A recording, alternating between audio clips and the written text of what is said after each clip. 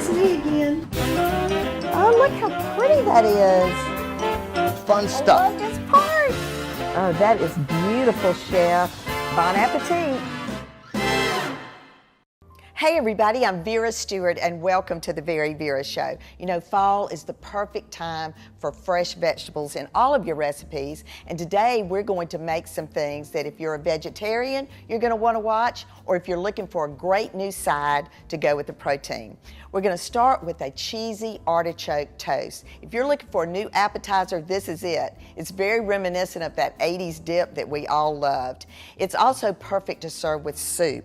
And speaking of soup, how about roasted tomato basil? It was a favorite in Vera's Cafe. And then finally, we're going to take every imaginable vegetable and make a lasagna out of it. And in Vera's Corner today, you know, fresh basil, well, I'm going to show you how to keep it and use it all year long. Okay, so we've got a lot to do. Let's get started with that cheesy artichoke toast. Okay, let's get started on this cheesy artichoke toast. It is a great recipe. Our recipes are always available on our website at veryvera.com, but this particular recipe is so reminiscent to me of one that I used so much as a newlywed. It belonged to a neighbor of mine, an older woman that entertained all the time, and every time I made soup for a dinner party or had friends over for salad, I always made these cheese strips. The recipe card has absolutely ripped in half. I've used it so much. So I hope that's the way you're going to feel about this recipe today. So we're going to start with some wonderful ingredients. It starts first with chopped artichoke hearts, and you can use fresh, you can use canned, you can use frozen. These are canned, and I like to chop them so that they have some pieces that are fine and some pieces that are nice and chunky.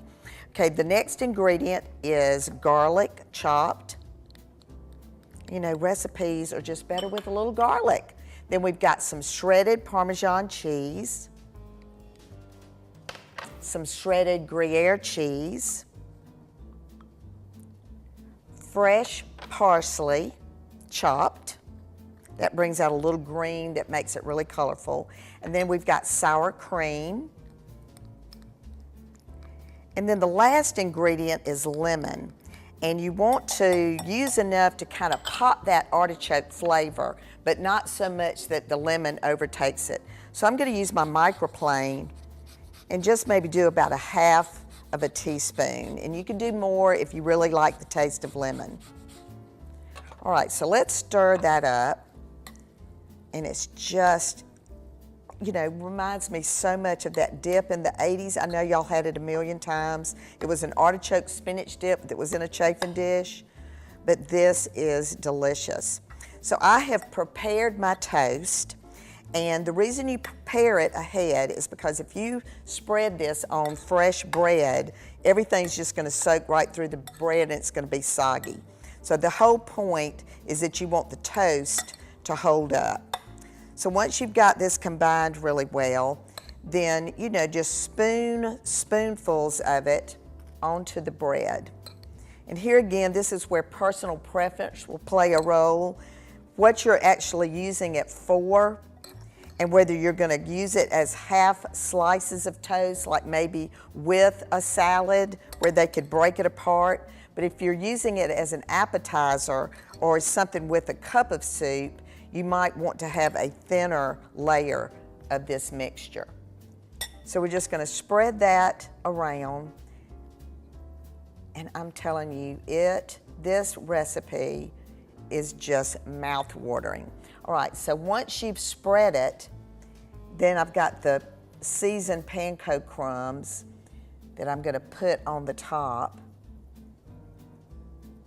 And it just, on this one, I've done a little bit thinner, because if you're going to cut it into strips, if you've got it too thick, it's probably going to fall off. A lot of that chunk will fall off.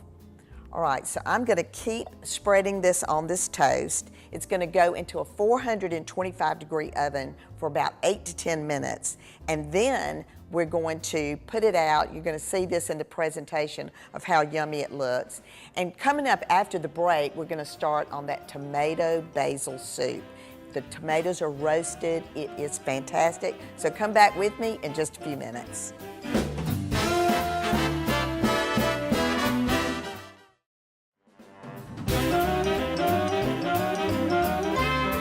Welcome back, everybody, and that cheesy artichoke toast, oh my goodness. When it comes out of the oven, it's just bubbling, it's perfectly brown, and you know, you would think at 425 for 8 minutes it would be overcooked, but it's just absolutely perfect.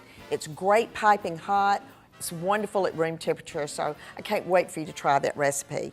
So now we're ready to get started on the roasted tomato basil soup. This was a signature favorite at Vera's Cafe on Washington Road in Augusta. And people would come in on Tuesdays, that was the soup of the day. They would order it for lunch, they would take home a quart to have for later. It was wonderful.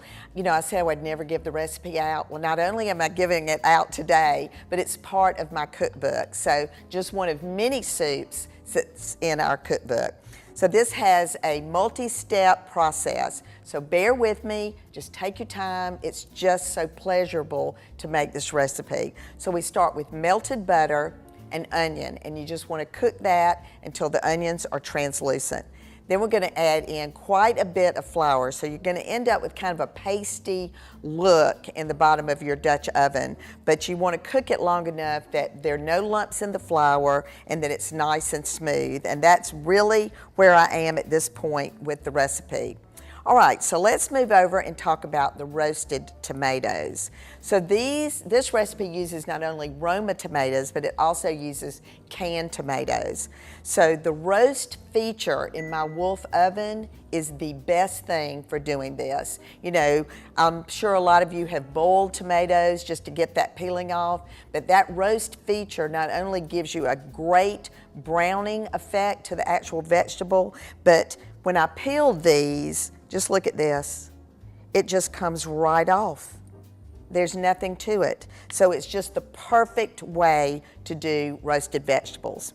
All right, in the food processor, I've got the canned tomatoes and then fresh basil, and just look at that. So I'm just gonna add in the rest of these, and we're gonna pulse that just to get a really nice consistency, and the color is tremendous.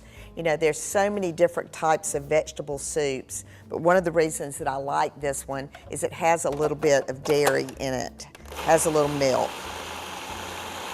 Right, so you want to do it long enough that the basil has gotten chopped. All right, so that's perfect. So let's move back over to the onion mixture.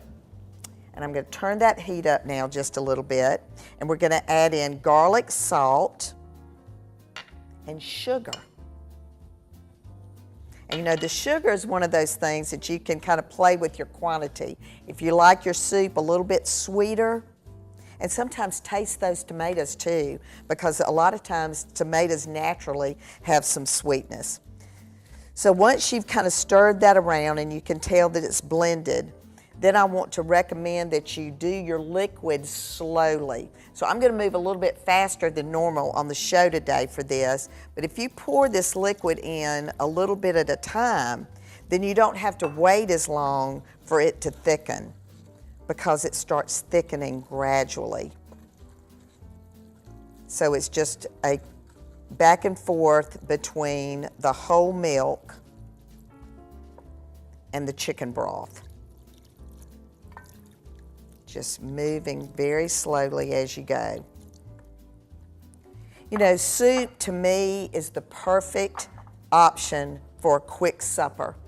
This, with that cheesy artichoke toast, is just the perfect way to end a busy day, and it freezes so beautifully.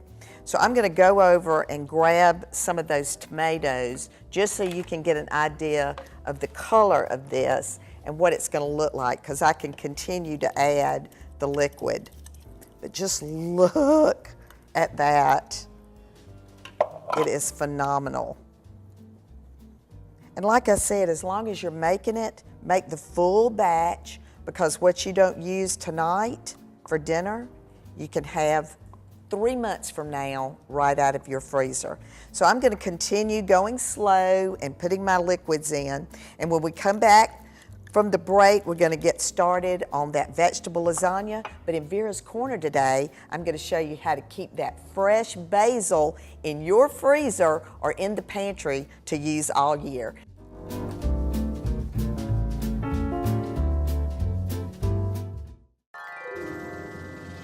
fresh basil is one of my favorite herbs.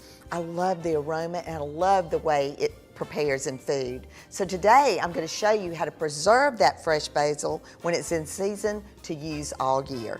The first method is to freeze blanched basil leaves. Remove the leaves from the stems and blanch them in boiling water for 2 seconds. Immediately transfer them to an ice bath.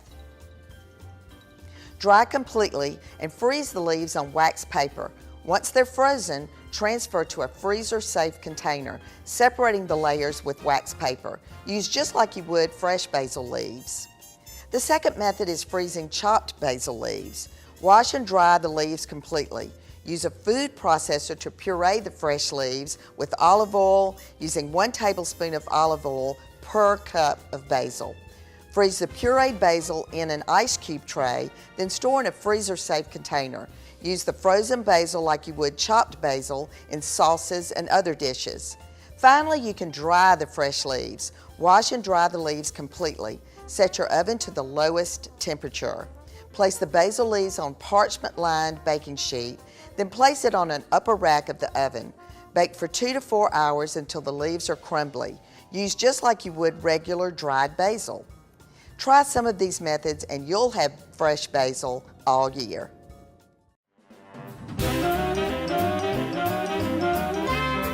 Welcome back, everybody, and didn't you love those tips about fresh basil? I hope you'll try those because you'll find it's going to be very helpful as you cook throughout the year. All right, we've got the tomato basil soup finished. Oh, it just smells wonderful. You're going to love that recipe too.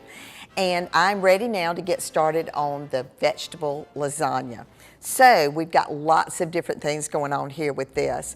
So we started by roasting the vegetables. This really helps make the vegetables not be soggy in the lasagna, so you're going to get all the cheese and the goodness. So one of the secrets to that is making sure that you core those vegetables before, the ones that have seeds, before you put them into the oven. That just helps with that. And then I've used vegetables that I love. Certainly in the recipe it reflects that. But if you have vegetables that you love, like portobello mushrooms or red onions or something that I haven't used, just feel free to add whatever you'd like.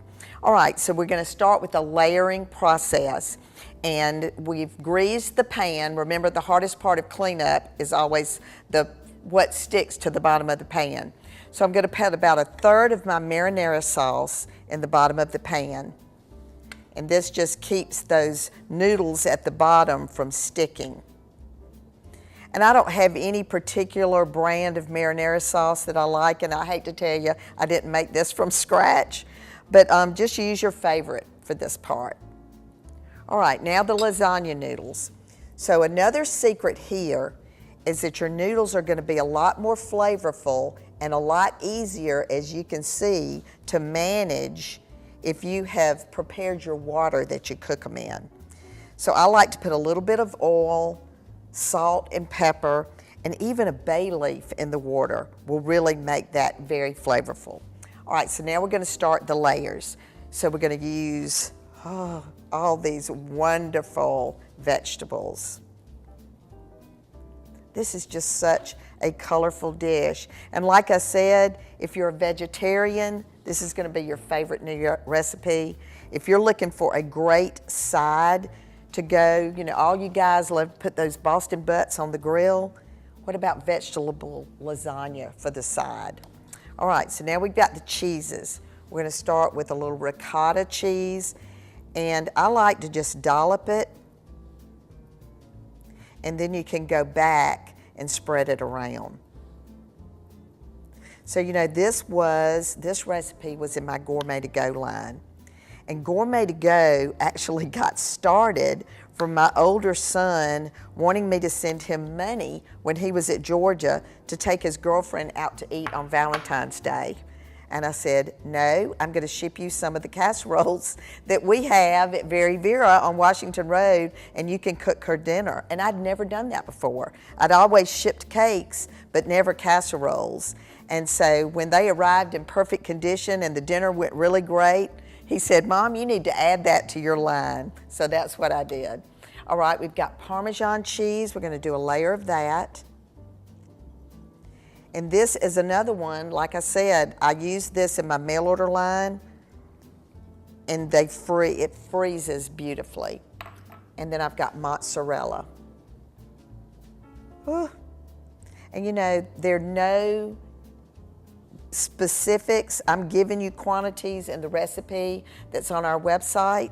But if you like one cheese more than another, just put more of it. If you want to add a fourth cheese, you can do that too. All right, so now we're going to put some sauce, and we'll start this process all over again. So yesterday, when we were practicing some of these recipes for the show, I decided that I would put the twist, you know, VeryVera always has a twist. I would put a twist to this recipe by making it in a pie pan and making it look like a pie. So we did this exact same process, but we did the layers in a pie pan, and then I did the lattice on the top to make it look just like a pie. All right, so we're gonna continue with this process. Oh, I did put noodles next. I'm getting ahead of myself. All right, so I will keep working on this, and when we come back from the break, you're gonna love the presentation today. I had to really rack my brain to come up with something a little different this time. So come back with me in just a few minutes, and I'll show you how to display all this if you're using it for a party.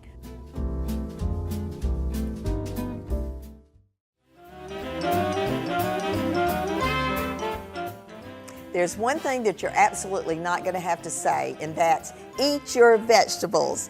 My goodness, even the kids will enjoy doing this. From walking up to what looks like a garden that they can pick whatever they want. You could even do little cards that said the names of things so they could have like a vegetable lesson. But if you've got adults coming over for a barbecue and you put something like this on the table for the presentation, wow, they are going to be so impressed. And you've not wasted anything, because all of the vegetables that we've used for this tablescape can go right back in your refrigerator to be cooked that week for any other special meal that you may be having. So let's walk through what we did today. We started with the cheesy artichoke toast. And as I said to you, this is such a fond memory to me of having a really special bite to go with a cup of soup or a bowl of soup or a salad. So this recipe is easy, it's wonderful to use at room temperature or piping hot. So I hope that you will go to our website at veryvera.com and enjoy these recipes. All right, then we moved into the tomato basil soup. And I've got it in this wonderful crock right here, which is actually a cookie jar, but I love to use it as a soup tureen. So it's just a great way, and because it's pottery, it's gonna maintain that heat. It's perfect to go on a buffet. So don't shy away from having a soup on a buffet just because you're afraid you can't keep it hot. If you have something similar to this, it really works great. And then as far as serving it, it can be a bowl, it can be a smaller bowl like the one that I have here. We can put that Parmesan cheese on it at the absolute last minute. And then it's also great in a cup form because you can drink this soup directly from the cup. All right, then finally we did the vegetable lasagna. You learned a little bit about why you have to roast the vegetables in advance to get them cored out, because the seed and the center of many of our vegetables is where the moisture is. So in this particular circumstance, you want that vegetable to be dry, you want the roasted flavor to come out, and it just really works well. I showed you on the show today how to do it in a 9x13 pan, but I got a little crazy in the test kitchen and did it in the form of a pie. So that would be another way for you to impress in terms of presentation. So it slices really beautiful in a pie shape. Again, a great entree portion, or it can be a side. So in terms of the presentation, again, just a beautiful way to present things where you're not having to use a cloth. You don't necessarily have flowers, but believe it or not, I still have a few things blooming in my yard, some fern, just some of these little wildflowers are great. And then how do you keep things hot, and how do you determine what goes to the buffet first and last? Well, let's walk through that one more time. The cheesy artichoke toast, as I said, is great piping hot, but it's wonderful at room temperature. And when you're trying to keep something like that warm, just remember it's got to be open. If you cover it with foil, it's going to get limp again. It's not going to have that crisp bite that you want. In terms of the soup, again, I told you it freezes beautifully, so you can make a big batch and use it later. So in Vera's Corner, we talked about basil. Please be sure to use that tip. And as I always say on the VeryVera Show, no matter what you do it in good taste. Enjoy your vegetables. They're really great, kids. Use some of these recipes. And I hope you'll come back and join me next week for our 200th episode. I'll see you then.